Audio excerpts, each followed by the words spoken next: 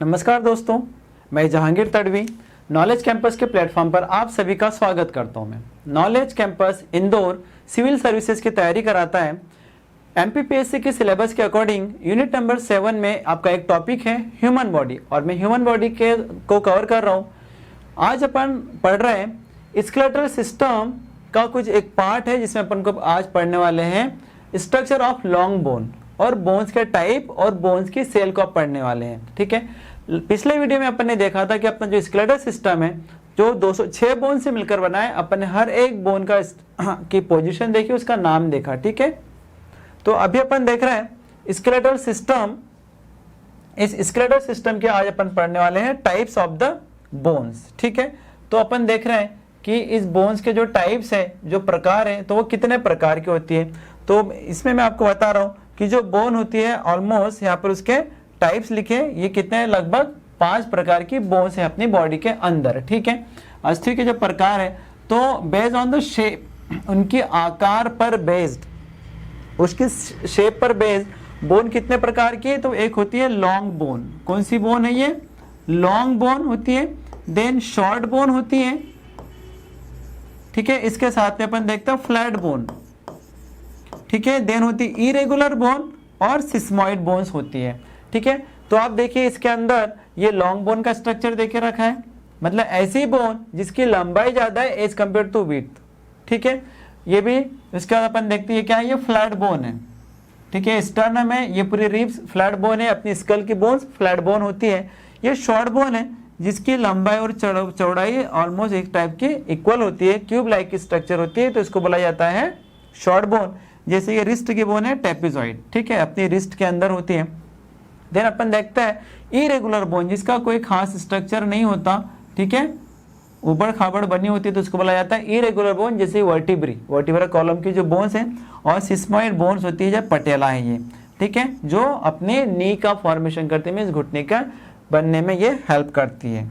ठीक है, अब अपन देखते हैं इसमें जो बोन्स के प्रकार अपन ने देखे अभी। ठीक है, उसको अपन समझते हैं। तो बोन्स के जो प्रकार है अपन ने सबसे पहले देखा लॉन्ग बोन।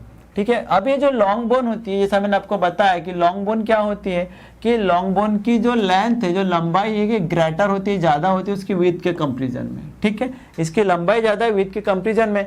और क्या क्या एग्जाम्पल है, तो जिसमें देखिए कि जैसे फीमर है, जिसको थाई बोन बोला जाता है, ये longest bone of the body है। पहले मैं आपको पढ़ा चुका हूँ लास्ट लेक्चर में।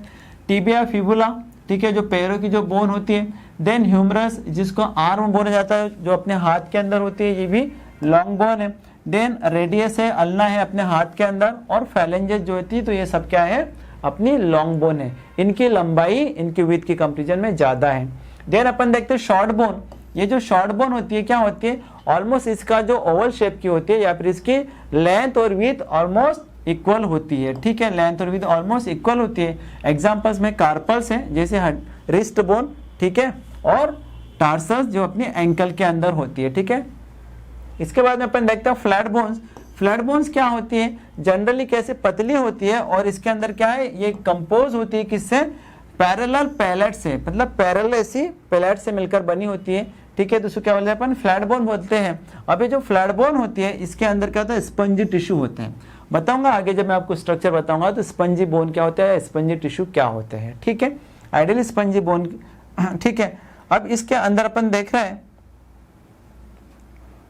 ठीक है, कि इसके अंदर देन है अपने पास में जो इसमें जो एग्जाम्पल देके रखा फ्लैट बोन का, तो क्या है, जैसे क्रैनियल बोन है, ठीक है, स्टर्नम है, ठीक है, जिसको ब्रेस्ट बोन बोलते हैं, रिब्स है मतलब पसलियां, और स्केपुला, ठीक है, मतलब के शोल्डर का जो ब्लैड, इसको क्या बोला जाता है, ये पूरे की पूरी फ्लैट बोन्स ये होती है। ठीक है, देन है अपने पास में नेक्स्ट टाइप है इरेगुलर बोन। इरेगुलर बोन जिसका कोई फिक्स स्ट्रक्चर नहीं होता है, इसको बोला जाता है इरेगुलर बोन बोलते हैं अपन। ठीक है, इरेगुलर बोन का जो होता है, इसका जो शेप होता है कैसा, काफी कॉम्प्लेक्स होता है। ठीक है, इसमें जो एग्जांपल देके रखा है, जैसे वर्टिब्री मतलब जो अपना वर्टिब्रल कॉलम है, जो रीढ़ की हड्डी है, जिसको अपन ने लास्ट लेक्चर में पढ़ा है, जो वर्टिब्री होता है वो उनका स्ट्रक्चर कोई फिक्स नहीं होता है। हिप्स बोन होता है, ठीक है, जिससे पेल्विस का फॉर्मेशन होता है, और फेशियल बोन अपनी चेहरे की जो बोन है, ये सब कैसे इरेगुलर बोन होती है, इनका कोई खास स्ट्रक्चर नहीं होता है। देन अपन देखते हैं सिस्मॉइड बोन्स। सिस्मॉइड बोन क्या होते हैं, इनका जो शेप होता है ऑलमोस्ट कैसा होता है, शीशम के सीड के जैसा होता है, शीशम की जो छोटी सी सीड होती है उसके जैसा होता है, और ये टेंडन्स के साथ में ये मतलब कि घिरी भी रहती है। ऐसी जगह पे रहती है जहाँ पर फ्रिक्शन होता है, टेंशन होता है, या फिर जहाँ पर फिजिकल स्ट्रेस को झेलने की जरूरत होती है। ठीक है, तो एग्जाम्पल में क्या देखा रखा है, पाम्स और सोल्स। इसका एक एग्जाम्पल क्या है अपना सिस्मॉइड बोन का, दैट इज द पटेला। पटेला क्या करती है, अपने जो घुटना है, जो नी है, उसकी कैप को बोलते हैं अपन पटेला। तो ये सिस्मॉइड बोन का ये एग्जाम्पल है। ठीक है, तो ये था आपका टाइप्स ऑफ द बोन्स। अब अपन पढ़ते हैं स्ट्रक्चर ऑफ द बोन्स, मतलब बोन जो होता है अस्थि का आकार, यह है लॉन्ग बोन का ये स्ट्रक्चर है। ठीक है, इस लॉन्ग बोन के स्ट्रक्चर में अपन देखते हैं अभी कि क्या क्या इसका कैसा स्ट्रक्चर होता है। तो इसके अंदर अपन देखते हैं लॉन्ग बोन के स्ट्रक्चर में, तो ये लॉन्ग बोन का स्ट्रक्चर दिखाया गया है। इसमें अपन देखते हैं एक होता है डायफाइसिस, मतलब जो लॉन्ग बोन है उसका ये जो शाफ्ट होता है, जो बीच का हिस्सा होता है पूरा यहाँ से यहाँ तक, इसको क्या बोला जाता है, डायफिसिस। ठीक है, अब किसी भी लॉन्ग बोन का क्या होता है, एक प्रॉक्सिमल एंड होता है और एक डिस्टल एंड होता है। जो प्रॉक्सिमल एंड होता है उसको बोला जाता है एपिफाइसिस, और डिस्टल एंड को भी बोला जाता है एपिफाइसिस। अब इस डायफाइसिस और एपिफाइसिस के बीच में, जहां से यहाँ पर डायफाइसिस खत्म हो रहा है और यहाँ पर एपिफाइसिस, इसके बीच का जो पार्ट होता है उसको बोला जाता है मेटाफाइसिस। इसको क्या बोला जाता है, मेटाफाइसिस बोला जाता है। तो ठीक है, ये उसके रीजन है लॉन्ग बोन के। इसके साथ में मैं आपको बताता हूँ, थोड़ा सा ध्यान से देखिए, इससे संबंधित क्वेश्चंस भी आते हैं।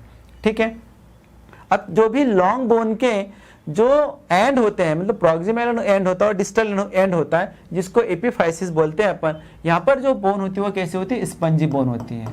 ठीक है, जैसा कि अपन ने बोन के प्रकार पढ़ा, वो प्रकार किसके आधार पर थे, शेप के आधार पर थे। ठीक है, अभी पढ़ा अपन ने जैसे long bone, short bone, irregular bone, flat bone और सिस्मॉइड बोन।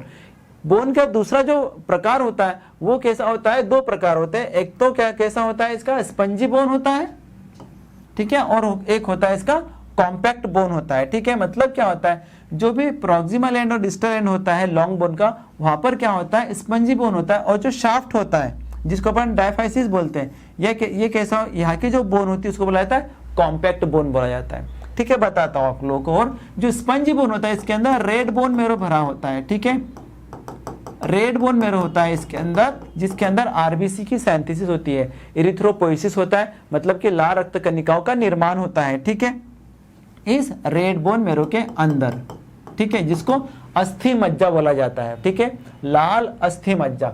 और जो कॉम्पैक्ट बोन होता है, जिसके जो शाफ्ट के अंदर भरा हुआ रहता है, उसको बोला जाता है एलो बोन मेरो। उसको क्या बोला जाता है, एलो बोन मेरो। देखो ये लिखा है इसमें, एलो बोन मेरो होता है कॉम्पैक्ट बोन के अंदर, जो मेडुलरी कैविटी के अंदर होता है।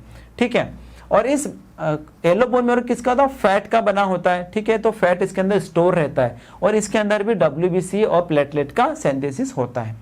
ठीक है, इसके अलावा अपन देखते हैं इसके स्ट्रक्चर के अंदर कि जो भी लॉन्ग बोन है, या फिर अपन बोल सकते हैं बोन के ऊपर की जो कवरिंग होती है, ठीक है, वो टिश्यू की मिलकर बनी होती है, और उसको बुलाया जाता है पेरिओस्टियम। याद रखिए, ऊपर की प्रोटेक्टिव कवरिंग जो है, तो देखो ये बोन के ऊपर जो प्रोटेक्टिव कवरिंग है, ठीक है, ये अपने इसे थोड़ा सा उठा के देखा है ताकि अच्छे से क्लियरली समझाए, तो उसको क्या बोला जाता है, पेरिओस्टियम। इसी टाइप से अपन देखते हैं कि बोन तो अंदर से खोखली होती है, तो उसके अंदर की जो कवरिंग होती है उसको बोला जाता है एंडोस्टियम। क्या होता है, एंडोस्टियम इसको बोला जाता है, जिसके अंदर न्यूट्रिएंट आर्टरी सप्लाई होती है। ठीक है, इस टाइप से क्या होता है, और इसके अंदर होता है मेडुलरी कैविटी। मेडुलरी कैविटी क्या होता है, जिसके अंदर बोन मेरो भरा हुआ रहता है, मींस खोखली बोन के अंदर रहता है। ठीक है, तो ये क्या है, स्ट्रक्चर है किसका, ये अपनी लॉन्ग बोन का। इसके अलावा आपको मैं ये बता दूं कि यहाँ पर होता है एपिफाइसियल लाइन। ठीक है, क्या होता है, एपिफाइसियल लाइन क्या होती है, तो हम ये देखते हैं कि मेटाफाइसिस और एपिफाइसिस के बीच में स्पेस होता है।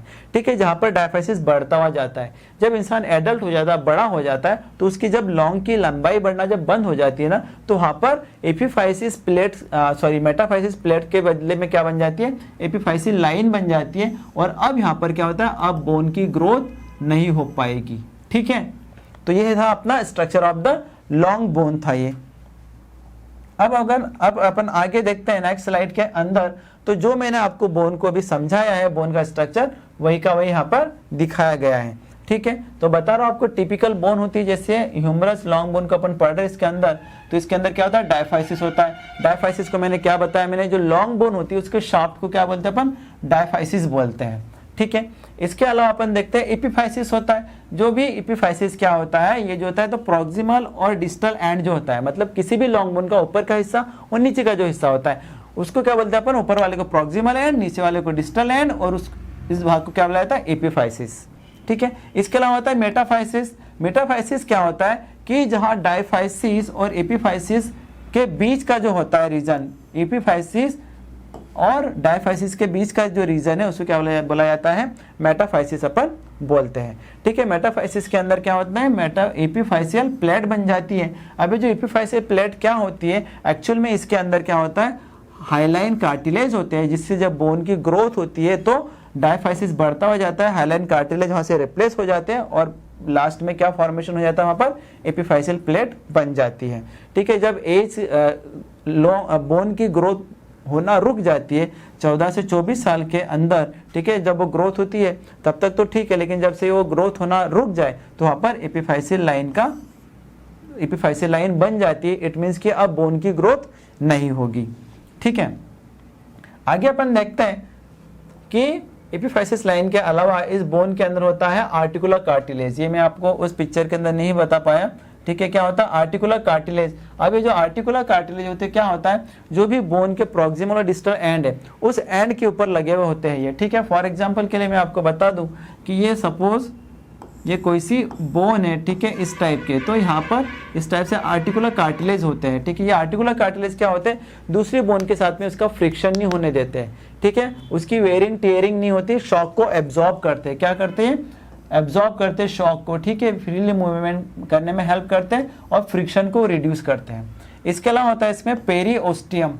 अभी जो पेरिओस्टियम में आपने बताया मैंने कि भाई जो बोन होती है, बोन के ऊपर की जो कवरिंग है, जो टफ कनेक्टिव टिश्यू की मिलकर बनी होती है, इसको बोला जाता है पेरिओस्टियम।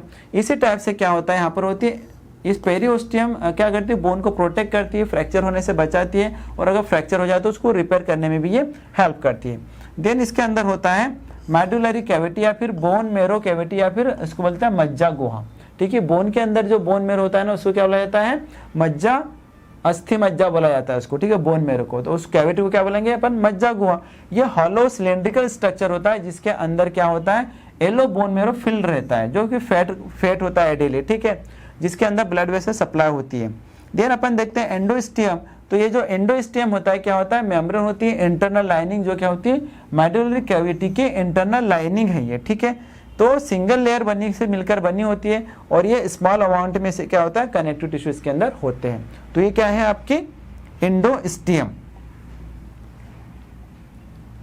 इसके ये जो था अपना स्ट्रक्चर था बोन का, इस बोन के स्ट्रक्चर के बाद में अब अपन पढ़ते हैं histology of the bone. Histology of the bone का मतलब होता है बोन के टिश्यू, बोन की जो सेल होती है उसकी अपन जो स्टडी करते हैं, तो इसको क्या बोला जाता है, histology of the bone. Bone भी किसी न किसी तो टिश्यू से मिलकर बनी है। तो देखिए बोन जिन टिश्यू से मिलकर बनी होती है, तो इसमें बेसिक 4 प्रकार की बोन होती है, जिसको बोलते हैं osteogenic cell, osteoblast cell, osteocyte cell और ऑस्टियोक्लास्ट सेल्स। ठीक है। 4 प्रकार की बोन्स होती है बोन के अंदर।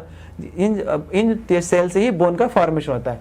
तो इन बोन्स को अपन पढ़ते हैं। तो पहले क्या है, ऑस्टियोप्रोजेनिटर सेल्स, मतलब जिसको वो क्या बोलते हैं अपन, ऑस्टियोजेनिक सेल। ठीक है। जो स्पेशल बोन होती है, ठीक है, अनस्पेशलाइज्ड बोन सेल होती है, जो क्या है, आइडियली स्टेम सेल्स है। इस सेल से दूसरे सेल्स का निर्माण होता है। ठीक है। तो अपन देखते हैं ये जो सेल्स होती है, ओनली यही जो ऑस्टियोजेनिक सेल है, यही वो सेल है जिसके अंदर क्या हो सकता है, सेल डिवीजन होता है और दूसरी सेल्स का निर्माण होता है। जैसे कौन सी सेल का निर्माण होता है, ऑस्टियोब्लास्ट। तो अब मैं आपको बता दूं कि जो 2nd नंबर की सेल है ऑस्टियोब्लास्ट, किसी भी कोशिका के पीछे प्रीफिक्स सफिक्स के अंदर अगर ब्लास्ट लग जाए तो समझ लेना कि वो इमेच्योर कोशिका है, वो अभी मैच्योर होना बाकी है। तो ऑस्टियोब्लास्ट सेल क्या है, ये इमेच्योर सेल होती है, जिसको बोन बिल्डिंग सेल भी बोला जाता है। बोन बिल्डिंग सेल की बोलते हैं कि किसको, बोन फॉर्मिंग सेल भी बोलते हैं, क्योंकि ऑस्टियोब्लास्ट सेल से ही कोशिका के मैच्योर सेल का निर्माण होता है। ठीक है। अब ये जो ऑस्टियोब्लास्ट सेल्स है, ये क्या करती है, कोलेजन फाइबर्स का निर्माण करती है, उसको सिंथेसिस करती है, ठीक है। ऑर्गेनिक कंपाउंड की इसकी जरूरत होती है, जैसे एक्स्ट्रा सेलुलर फ्लूइड के मैट्रिक्स के अंदर जो बोन के टिश्यू होता है उससे क्या करता है, कैल्सिफिकेशन करवाती है। कैल्सिफिकेशन कराती है मीन्स बोन का निर्माण कराने में ये हेल्प करती है, इसीलिए इसको बोला जाता है ऑस्टियोब्लास्ट सेल को बोन बिल्डिंग सेल्स या फिर बोन फॉर्मिंग सेल्स। अब ये ऑस्टियोब्लास्ट सेल से क्या होता है, दूसरे सेल्स का निर्माण होता है, उसका नाम है ऑस्टियोसाइट सेल। किसी भी कोशिका के पीछे अगर सफिक्स में साइट लग जाए मतलब कि मैच्योर सेल, तो ये क्या होती है, बोन की मैच्योर सेल होती है, जो किससे मिलकर बनती है, ऑस्टियोब्लास्ट से मिलकर बनती है बोन टिश्यू के अंदर, ठीक है। और इसी के अंदर मेटाबॉलिज्म होता है, न्यूट्रिएंट्स का एक्सचेंज भी होता है और ब्लड का वेस्टेज भी उसके अंदर एक्सचेंज हो जाता है ऑस्टियोसाइट सेल से। अब अपन देखते हैं ऑस्टियोसाइट सेल के अलावा जो होती है तो बोन किससे मिलकर बनी है, ऑस्टियोक्लास्ट सेल। जैसे हमने ये देखा था कि ऑस्टियोब्लास्ट सेल को बोन फॉर्मिंग सेल बोला था, वैसे हम क्या बोलते हैं, ऑस्टियोक्लास्ट सेल को क्या बोलते हैं, बोन रिमूविंग सेल, या ठीक है। बोन रिमूविंग सेल मतलब इससे बोन का डिस्ट्रक्शन होता है, बोन टूटती है, भंगुर होती है, ठीक है। और ये जो सेल है ये किससे मिलकर बनती है, fusion of many 50 monocytes, monocyte के फ्यूजन से मिलकर बनती है ये, ठीक है। और ये एंडोस्टेम के अंदर होती है। इस ऑस्टियोक्लास्ट की सेल्स के कुछ प्रॉपर्टी, तो ये क्या करती है, ये पावरफुल लाइसोसोमल एंजाइम को रिलीज करती है।